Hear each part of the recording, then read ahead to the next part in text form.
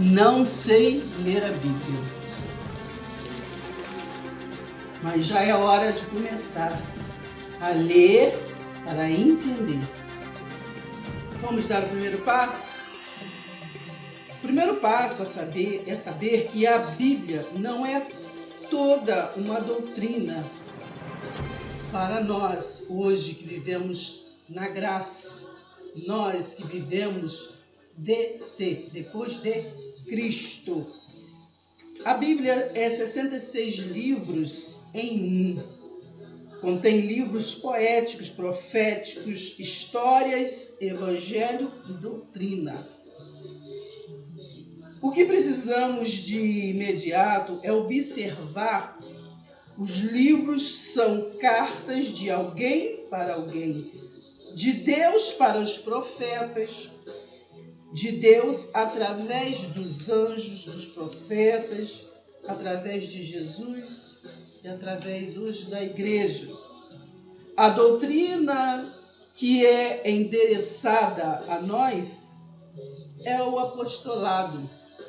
Vem de Paulo. Hebreus 1, versículo 3 a 7 e versículo 13 e 14 nos fala um pouco sobre isso. Hebreus, vou dizer para vocês o que eu descobri.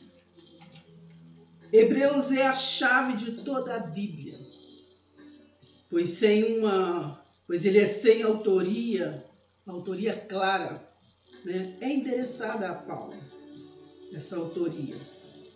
Deus, através de Hebreus, abre de uma vez por toda a cabeça dos judeus que ficaram em cima do muro. Eles ficaram em cima do muro sobre a sua primeira vinda, sobre a vinda do Messias, a chegada do Messias, que foi anunciada por Isaías e outros profetas. Que nós somos o povo adquirido pelo sangue de Jesus e vivemos na graça. Esta graça que é retratada em João 3,16. Deus amou o mundo de tal maneira que deu o seu Filho único, unigênito, para que todo aquele que nele crê não pereça, mas tenha a vida eterna. Nós temos a graça. Deus, ele governou todo o seu povo por dispensações, alianças. E nós estamos na graça. Graça que nos adquirimos em Jesus. Por isso que diz, como o louvor diz, que é nossa herança, tomamos posse, né? Nós temos o direito, é o nosso direito, tomamos posse, porque a graça foi liberada na cruz. O segundo passo é se perguntar o que estou lendo. Quando você abrir o livro, o que eu estou lendo? Quem escreveu de fato? Porque nós temos os historiadores. A quem é atribuído e a quem por quê? Por que está escrito? Para quem? Em que cultura? Em que costume? Em que lugar foi escrito? Em que situação foi escrito? A que povo foi escrito? Por quê? Ou a que pessoa? Como o livro de Atos, por exemplo, o livro de Lucas, por exemplo, foi escrito a Teófilo. Então, tem sempre alguém ou a um povo. O livro de Tiago foi escrito às 12 tribos. Então, depois, nós meditamos sobre essas coisas e entramos no terceiro passo. No terceiro passo, entendemos que a Bíblia tem parábola, metáfora, linguagem de figura, simbologia, religiões. Quando eu falo religiões, estou falando de fariseus, saduceus, essênios, zelotes. Então nós precisamos pesquisar para quando nós começarmos a ler, nós temos uma noção do que estamos lendo, por que estamos lendo, que serve para nós hoje, porque o povo faz um angu de caroço, mistura as estações. Então nós vamos começar a estudar a Bíblia, pegar versículos chaves, versículos corriqueiros, né? Para nós estarmos decifrando, lendo a Bíblia como ela é. Não como interpretações humanas, né, hermenêutica, mas nós vamos estar lendo a Bíblia como ela é. Vamos começar a ler a Bíblia e entender do jeito que está escrito. Para nós começarmos, vamos estar lendo o caráter da pregação de Paulo. É o tema que está escrito. Está em 1 Coríntios 2. Vamos ler e vamos entender. Não precisamos interpretar, ela já está interpretada. Eu, irmãos, diz Paulo, quando fui falar convosco, anunciando-vos o testemunho de Deus, não fiz com ostentação de linguagem ou de sabedoria, porque decidi nada saber entre vós, senão a Jesus Cristo, e este é crucificado. E foi em fraqueza, temor e grande tremor que eu estive entre vós. A minha palavra é a minha pregação, não consiste em linguagem de sabedoria humana, mas em demonstração do Espírito e de poder, para que a vossa fé não se apoiasse em sabedoria humana, e sim no poder de Deus. Continuamos em 1 Coríntios 2, agora no versículo 6. Contudo, quando estou entre servos de Cristo, já maduros, falo com palavras de grande sabedoria, porém não aquela sabedoria que é daqui da terra, nem aquela sabedoria que apela para os grandes homens deste mundo que estão condenados a perecer. Ao contrário, nossas palavras são sábias, porque vêm de Deus, descrevendo o sábio plano de Deus para nos levar às glórias do céu. Este plano estava oculto em tempos passados. Qual plano?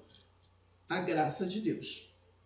Embora tivesse sido preparado para nosso benefício antes do princípio do mundo. Antes do princípio do mundo. Entretanto, os poderosos homens do mundo não o compreenderam. Se tivessem compreendido, nunca teriam crucificado o Senhor da glória. Se eles tivessem compreendido, não teria crucificado, porque foi Jesus Cristo que nos trouxe a graça. Este é o significado das Escrituras. Olhos nenhum viu, ouvido nenhum ouviu, nem jamais o coração do homem percebeu as coisas maravilhosas que Deus preparou para aqueles que amam a Yahweh. Nós, porém, sabemos dessas coisas, porque Deus enviou seu Espírito para as revelar a nós. Quando o povo diz, nem olhos viram, nem ouvidos ouviram, né? O que Deus tem preparado para nós, eles só pensam em bênçãos, coisas físicas, coisas terrenas. Estamos falando aqui da graça de Deus, né? Então, o versículo 10 diz, nós, porém, sabemos dessas coisas, porque Deus enviou seu Espírito para as revelar a nós. Então a palavra diz, nós temos que entender, conhecereis a verdade vos libertará. Texto sem contexto é pretexto para heresia, é pretexto para controlar, então para manipular.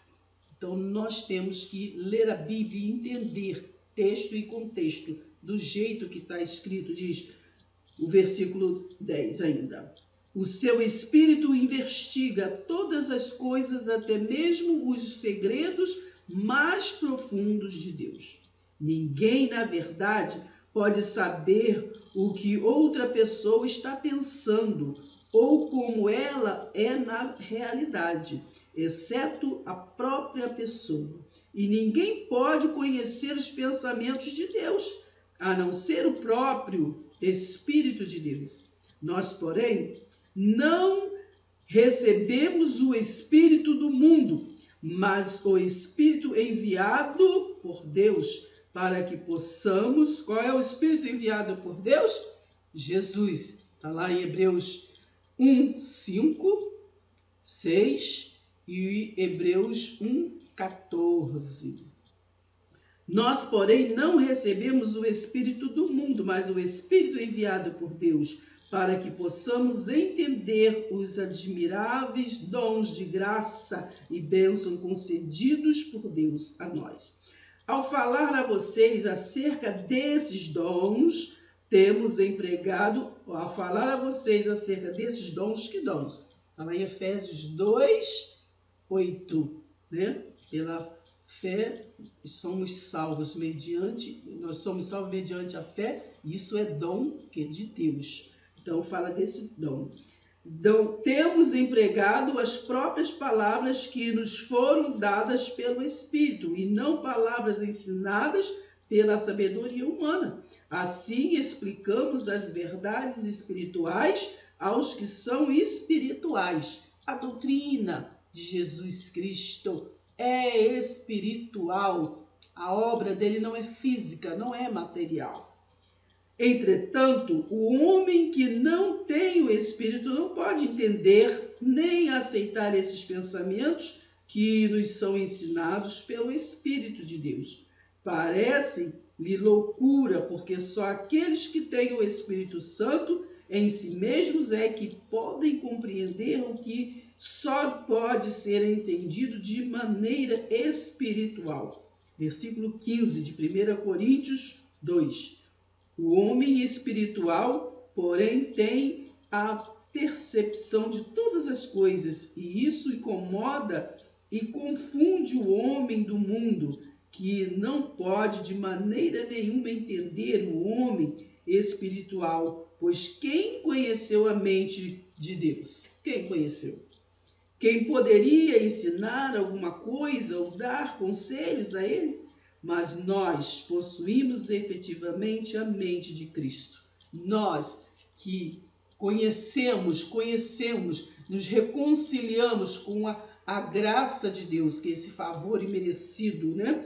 E nós não vivemos só de ouvir, mas praticamos a palavra de Deus nos endereçada. Então, nós possuímos efetivamente a mente de Cristo. Nós, na cruz, nós ao recebermos, porque a palavra que disse lá aos judeus, em João 1,12, a todos que o receberam, lhe deram o direito de ser chamado de filho. Está falando para os judeus, aqueles que o receberam, porque os judeus não queriam receber, não quer receber, mas a todos que o receberam, lhe deu o direito de chamar de filhos. Mas nós, os gentios, que somos adquiridos, comprados pelo sangue de Cristo na cruz, nós efetivamente, nós temos a mente de Cristo ativada pela sua graça.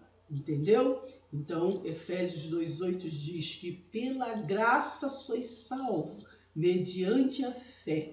E isto não vem de vós, é dom de Deus. Amém? E vamos continuar lendo a Bíblia, entender, ler, reler, ruminar, até entender a Bíblia do jeito que está escrito.